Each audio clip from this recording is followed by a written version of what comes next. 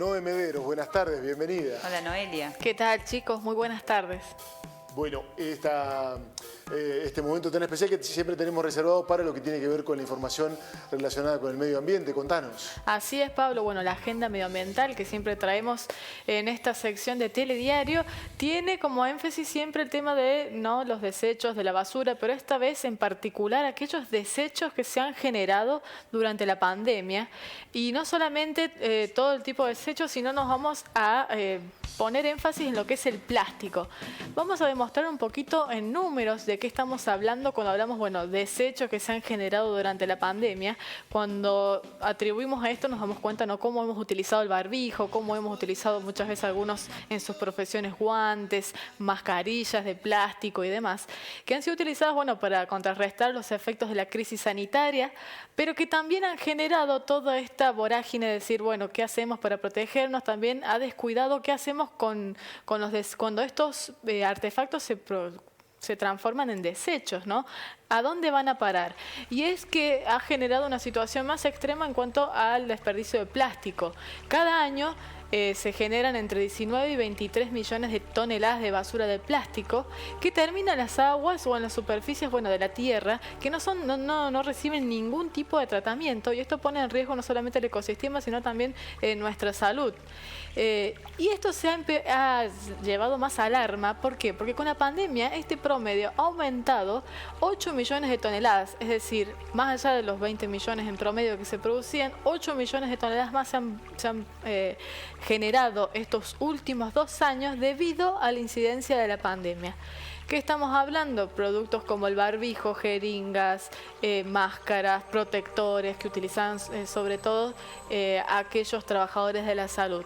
La mayor parte de este plástico viene, el 87%, desde los hospitales, y un 7,6% provendría de lo que utilizamos nosotros para protegernos, y un 4,7% del empaquetaje. Esto es un dato muy importante porque, claro, se aumentaron todo lo que es compra por medio online, y esto que aumenta los productos que se utilizan para embalar, que por lo general estamos hablando de plástico. Se estima que si seguimos así, hacia fines de este año, de estos 8 millones de toneladas generados por la pandemia, el 71% de los residuos se van a depositar en las playas, y el resto se va a distribuir más o menos o equitativamente entre el fondo del mar y la superficie. El plástico, estamos hablando de un material muy difícil de degradar, muy difícil de ser adaptado en el suelo, en la naturaleza, y por lo tanto debe tener un uso consciente, un pensamiento más circular de qué pasa cada vez que se produce un material de plástico y qué va a pasar con ese mismo cuando ya no sirva más para el efecto para el cual fue creado. Y por eso vamos a hablar con Natalia. Ella es integrante de Sin Azul No Hay Verde, que es una organización que trabaja para la conservación del mar argentino, y también es estudiante de biología marina, muy pronto a recibirse, que está llevando adelante estos estudios tan importantes, decir, qué pasa en nuestras aguas, qué pasa en nuestras costas, y una situación que lamentablemente también se repite en las costas de todo el mundo. ¿Qué tal, Nati? ¿Cómo estás? Muy buenas tardes. ¿Cómo estás, Noelia? ¿Todo bien? Acá muy bien, por suerte. Muy bien, un gusto saludarte, y contanos un poquito cómo podemos dimensionar esta problemática, ¿no? ¿Qué pasa con el plástico y qué vamos a hacer con esto? Sí, la verdad que es bastante grave lo que está sucediendo. O sea, de por sí te estaba escuchando y ya me daba piel de gallina en pensar qué vamos a hacer con todo esto, ¿no? Acá yo no sé si te había contado, pero yo estoy en Chile, estoy cruzando la cordillera, pero acá vos vas a la playa y encontrás un montón de plásticos, más porque, por ejemplo, no es el caso quizás de Argentina, pero acá se hizo una campaña muy grande de que las mascarillas que eran de tela no servían. Entonces la gente usa en todas esquinas, en todos lados, ves mucha gente usando, usando, o sea, en cantidad. La verdad que es impresionante, impresiona mucho la cantidad de barbijos que consumen, y los ves en las playas, los ves en las calles, los ves en todos lados. No hay que cruzar la cordillera, mismo en Argentina las ves también en las calles. Yo he visto hasta pájaros enredados, inclusive. Ese es algo que me gustaría aclarar. Estaría buenísimo que quienes estén viendo esto, es un punto muy importante, que cuando vayan a desechar un barbijo le corten las tiritas, porque ahí es donde se enredan los pájaros. Entonces es como una forma de quizás bajar un poco el impacto dañino que tiene. Sigue siendo plástico, impacta, pero por lo menos no hace que estos pájaros se enrieden, se queden sin circulación en sus extremidades y terminen en ciertos casos como que amputados, por así decirlo, sin sus extremidades. Cómo invade, ¿no? El hábitat natural de los animales, y cómo también están apareciendo estudios que dicen que también está en el aire, ¿no? Porque estos plásticos van disminuyéndose en nanoplásticos y también, bueno, nosotros los terminamos aspirando o consumiendo, bueno, en las comidas. Es una problemática realmente grave. Contanos, Nati, ¿qué están haciendo desde allí, ¿no? En las costas? Primero, ¿qué ven, ¿no? ¿Qué es lo que encuentran cuando van a hacer estas limpiezas? Y bueno, ¿cómo ha ido llevando adelante su trabajo para poder, bueno, revertir de a poco esta situación?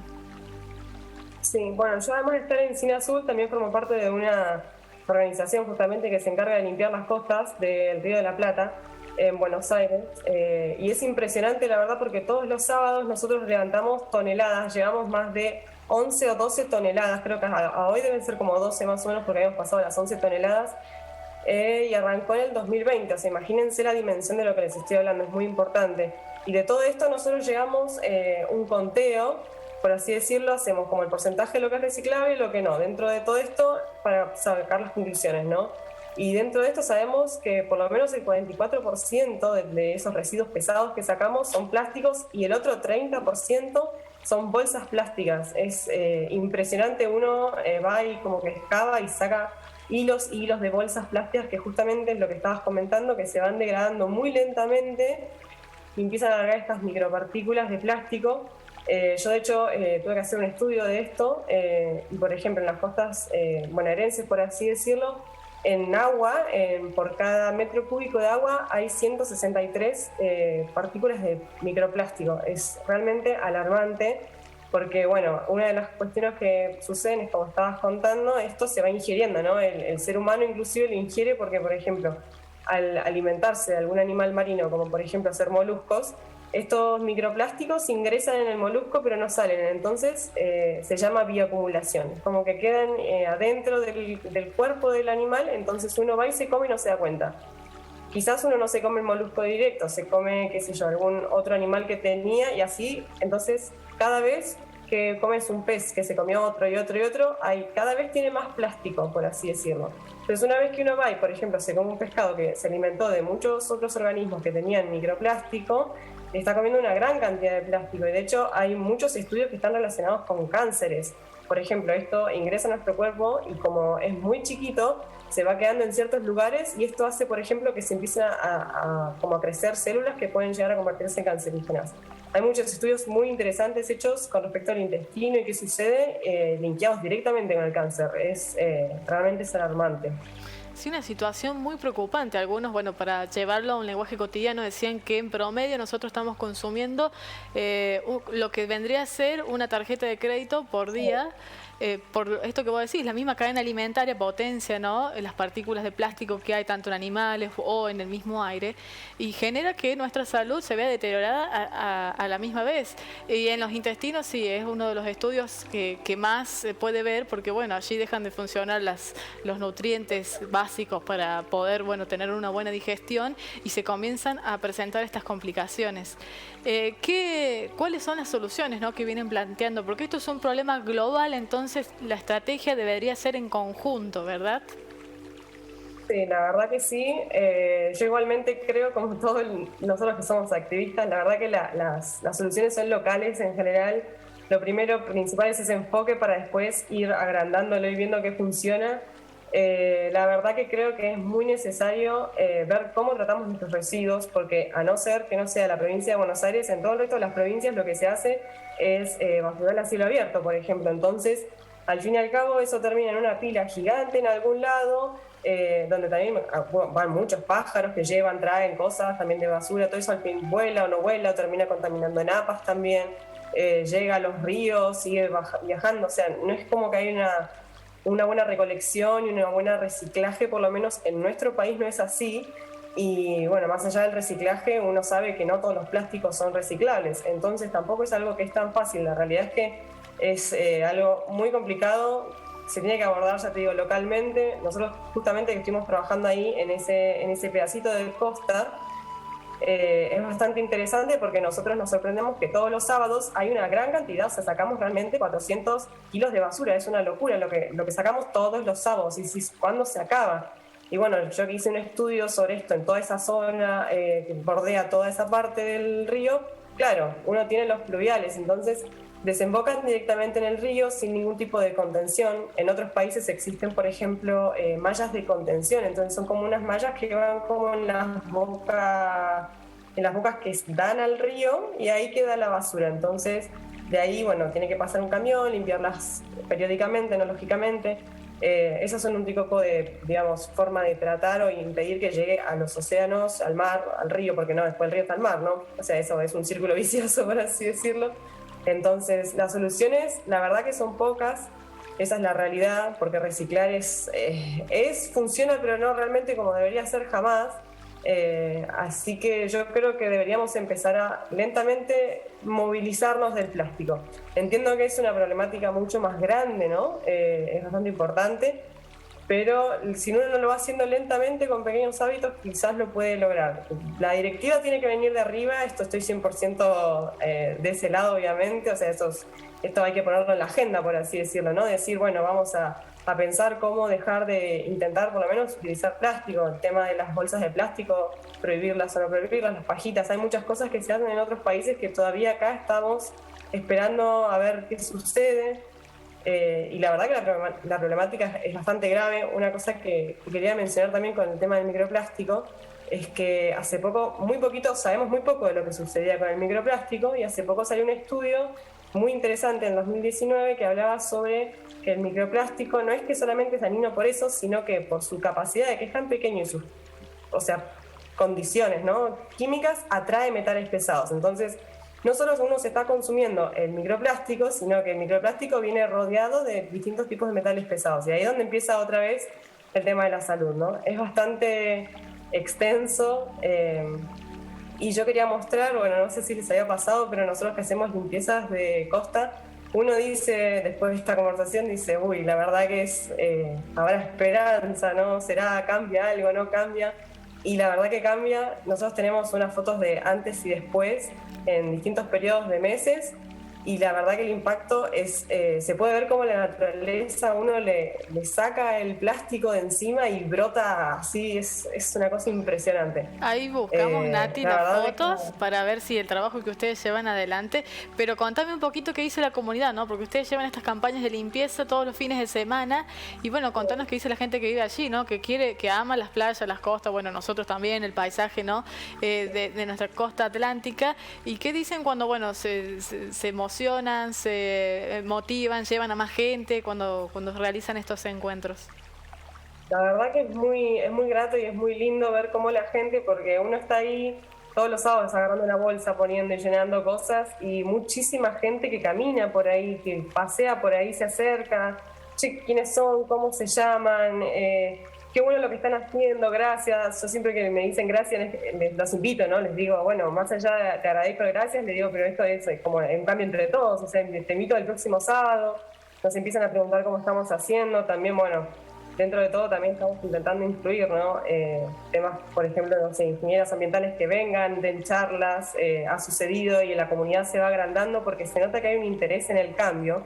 Y mismo la gente que va es impresionante, porque uno va caminando así por todo el recorrido, ¿no? Donde está toda la gente juntando ahí basura, y los vas escuchando, y todas las conversaciones son con respecto de qué soluciones podemos encontrar. Entonces, cuando uno aborda el problema y lo está tratando y lo tiene en el medio de la mano y lo ve y lo siente, es como, ¿qué puedo hacer para que esto cambie? Entonces, ahí empiezan las ideas. Hubo gente que tuvo ideas, por ejemplo, de como uno de los problemas principales también son las colillas, porque es la realidad. De hecho, en el último censo bonaerense que se hizo, el 19,6% eran colillas. Bueno, una persona, una iniciativa fue, bueno, pongamos unos tubitos así en cada arbolito en el río, y con el nombre de las colillas, para que las empiecen a dejar ahí por lo menos y no queden regadas, ¿no? Pues nosotros hacemos un grupo de colillas que va por toda la costa, ¿no?, recogiendo las colillas, y otro que, bueno, se meten en los juncos, en el agua. Qué bueno, Nati. Pero el impacto es grande. Sí, qué bueno, y qué bueno esto que vos decís, ¿no? También las políticas públicas tienen que venir desde los organismos que pueden tomar este tipo de decisiones, pero también nosotros como ciudadanos nos tenemos que hacer cargo, ¿no? Pensar realmente de manera más consciente qué pasa con cada producto que nosotros compramos, usamos, y qué va a suceder cuando va a desecho, ¿no? Porque la verdad que tenemos que pensarlo desde una arista multicausal, desde las empresas, nosotros y las políticas públicas, que podamos, bueno, ser más conscientes de qué hacemos con lo que consumimos y cuando lo desechamos.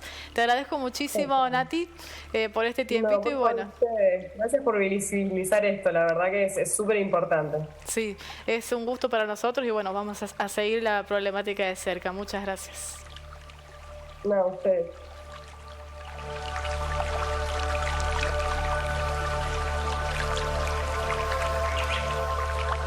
Bueno, y ahora vamos a presentar, siguiendo la línea, ¿no?, de lo importante que es mantener nuestras costas limpias, nuestros paisajes. Y como veníamos diciendo, ¿no?, en Ushuaia se está haciendo una gran movida para preservar la península Mitre, pero también para cuidar el canal de Beagle, que bueno, como bien decíamos, es también parte del que recibe muchos residuos por parte de plástico, desechos y demás. Y esta jornada de limpieza que se lleva adelante viene muy presentada de manera muy emotiva, porque estuvo frenado durante 2 años por causa de la pandemia. Desde el municipio y en conjunto con la comunidad pudieron reactivar esta limpieza y bueno, están todos muy contentos porque esto también parte, ¿no?, del turismo de la región y lo importante que es cuidar aquellas regiones que tanto nos gusta ver en nuestros paisajes, visitar, conocer y compartir con todos. Bien, excelente un llamado de atención. Estaba pensando respecto de cuestiones que, aún pareciendo tener consenso en el marco de la sociedad, lo difícil que es cambiarlas. Hecho puntual, las bolsas de los supermercados. Se hicieron leyes, se hicieron campañas, sin embargo, la mayoría de los supermercados en las provincias argentinas siguen entregando la bolsita y la gente la sigue pidiendo, que es la variante también, ¿eh? Sí. Es más, caen las ventas cuando no regalan la bolsita. Sí, y el empaque. Claro, hay supermercados que pierden ventas por no regalar la bolsita y eso ya no depende de la empresa, depende de cada uno, pero me quedé impactada con las imágenes del antes y el después. Es realmente un dato alentador y que genera esperanza ver cómo impacta en la naturaleza el trabajo que hacen las organizaciones, ¿no? Realmente da resultado, limpiar las costas, avanzar en la retirada de los plásticos, veíamos cómo se recuperaban los ecosistemas recién, así que también está bueno para tenerlo en cuenta y sumarse a esas iniciativas. No debiera depender de que un grupo de personas tengan esta iniciativa, digamos. Sí, ¿no? Como incorporar estas pautas de cuidado con el medio ambiente en todos los ámbitos de nuestra vida, nuestra cotidianeidad, porque es lo que realmente va a generar un impacto a largo plazo y que necesitamos antes de que sea tarde. Bueno, hablamos de la costa, hablaste de la costa, muy interesante. Podemos debatir esto, lo que pasa en las sierras, también en verano, la gente que va, dónde deposita los residuos, cómo lo maneja, sin duda. Gracias, Noelia. Gracias, chicos.